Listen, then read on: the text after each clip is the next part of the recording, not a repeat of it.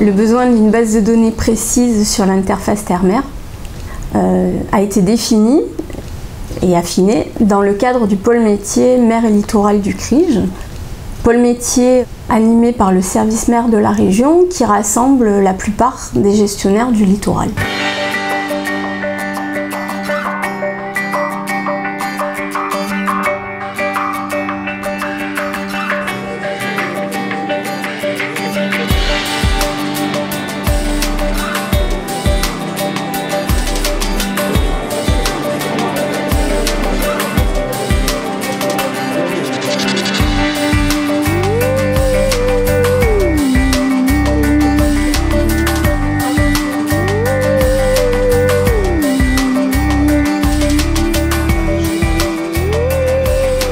Les motivations de la région pour adhérer au projet Litho 3D, c'est d'abord l'expérience qu'on avait avec le CRIJ.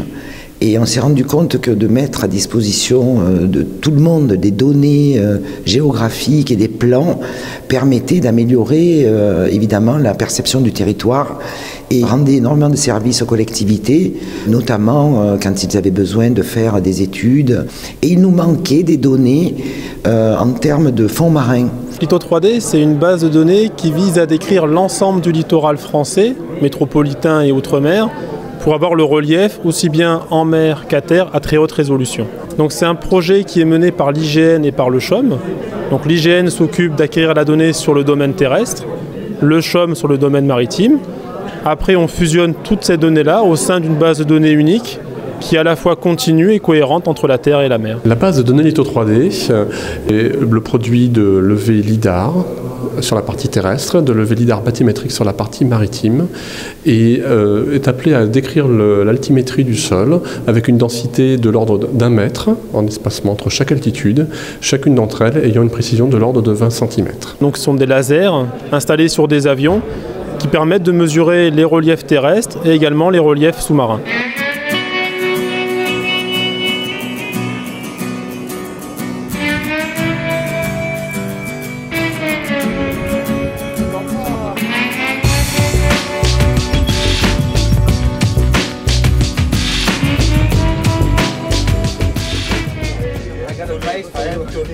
À bord, on a 2 systèmes laser bathymétriques. Un pour les grandes profondeurs, allant de 60 mètres à 2 mètres, donc qui est opéré par un équipage australien, donc Fugro Lads, qui est un des systèmes les plus performants du monde. Et puis on dispose d'un autre système, donc qui est un système Rigel. C'est à l'heure actuelle un prototype qui fonctionne dans les faibles profondeurs d'eau. Donc c'est un rayon vert qui envoie une impulsion au fond de l'eau.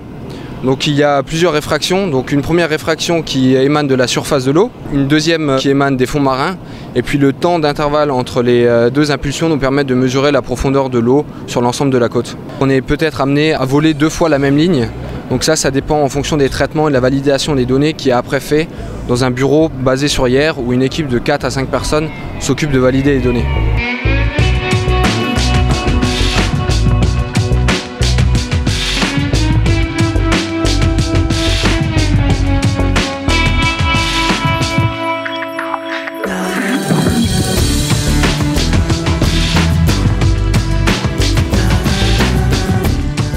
Le projet Litho 3D s'appuie sur des partenariats qui se mettent en place. Donc là, on a eu un écho favorable de la région Provence-Alpes-Côte d'Azur pour soutenir cette opération et même la copiloter avec nous. Alors évidemment, ce qui posait problème, c'est le coût de ce projet, parce que c'est un projet qui coûte 1,5 million d'euros. Et nous avons réussi, alors là j'en remercie les services de la région, qui se sont attelés à ce dossier, parce que notamment Corinne Locher y croyait beaucoup. Et on a réussi à faire un partenariat avec le département du Finistère, également TPM qu'on a réussi à convaincre. Et puis il y a aussi, et c'est intéressant, un financement européen du FEDER. On a décidé de faire un partenariat entre la région PACA et le Conseil général du Finistère. L'idée principale, en fait, c'était de pouvoir minimiser les coûts de l'opération. On avait le même projet au même moment, mais à l'autre bout de la France. Mais au final, ça s'est passé assez bien, puisque le Conseil général, en fait, était coordonnateur. Et donc, on s'est occupé de tous les aspects marché, en fait, pour les 2 institutions.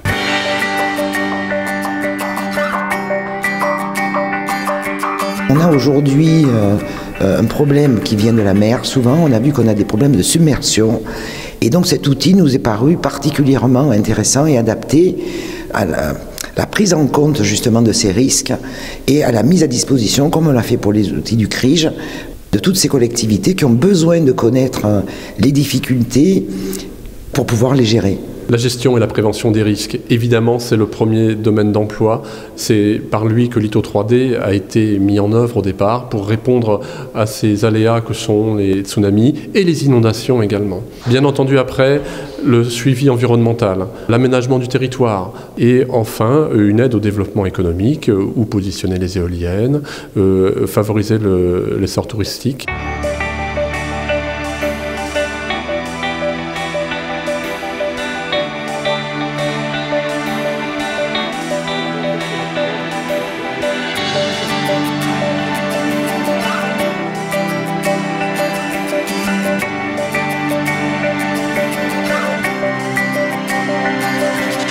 L'origine du projet LITO 3D ATPM a commencé en 2006-2007. Le CHOM et l'IGN avaient demandé à ATPM de participer à un partenariat scientifique sur l'acquisition de données bathymétriques et topographiques sur notre territoire.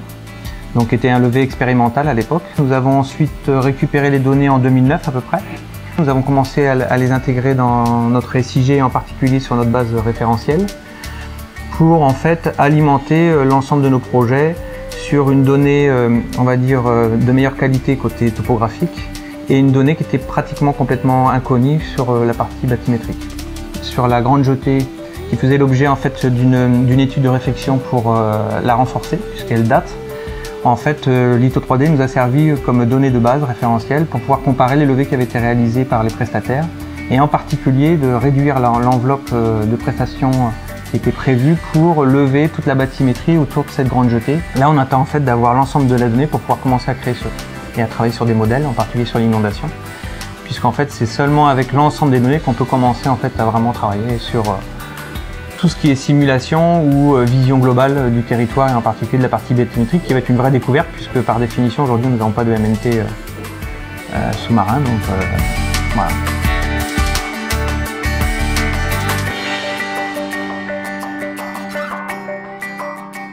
La base de données LITO 3D en elle-même fournit déjà une information très détaillée sur le littoral, mais superposée avec l'orthophotographie littorale produite par le ministère de l'écologie, du développement durable et de l'énergie, elle va permettre de disposer d'un véritable référentiel sur l'interface terre-mer. C'est d'ailleurs sous l'action du pôle métier mer et littoral du CRIJ que la production de l'orthophotographie a pu être accélérée et que ce produit est maintenant disponible sur notre littoral. La stratégie du ministère sur l'orthophotographie littorale, c'est de mettre à la disposition des utilisateurs des orthophotographies sur le littoral, prises dans des conditions très précises de qualité. Alors l'intérêt et l'importance de coupler les données LITO 3D avec l'orthophoto littorale, avec l'image, c'est de donner d'un côté le relief, donc l'altitude, donc la forme des fonds marins, et l'orthophoto littorale donnant qu'est-ce qu'il y a au-dessus de cette forme-là? Le sable, les rochers, les algues, voire les épaves, hein, ou même les déchets, les effluents, les rejets en mer, tout ce genre de choses, tels qu'ils sont déposés dans les fonds. Bon, on a la chance en Méditerranée d'avoir des eaux très claires, donc qui permettent quand même de voir jusqu'à des profondeurs de 10-15 mètres, ce qui permet d'avoir une idée de la morphologie, ou plus exactement du type de fond marin. Un des usages pressentis, c'est l'identification des herbiers de Posidonie. Surtout, c'est de mettre à disposition ces données-là gratuitement, libre de droit, libre pour tout usage, pour tous les utilisateurs, qu'ils soient publics, privés. Les acquisitions vont se faire d'ici l'été. Donc ensuite, il y aura un travail assez conséquent de traitement et de validation de ces données-là pour garantir la qualité du produit, pour une disponibilité du produit en toute fin 2013 ou au plus tard début 2014 sur l'ensemble de la région PACA. La diffusion des données s'effectuera sous licence ouverte. Après avoir joué son rôle de coordinateur des besoins, le CRIJ sera en charge de l'intégration et de la diffusion des données. Cette diffusion s'effectuera en ligne sur le géoportail régional. Vous aurez la possibilité à partir de là de venir référencer vos propres cartes et vos propres données sur notre portail. Cette base de données reste toutefois très technique, donc des produits dérivés, des outils et des services seront développés pour faciliter l'utilisation et la valorisation de l'ITO 3D.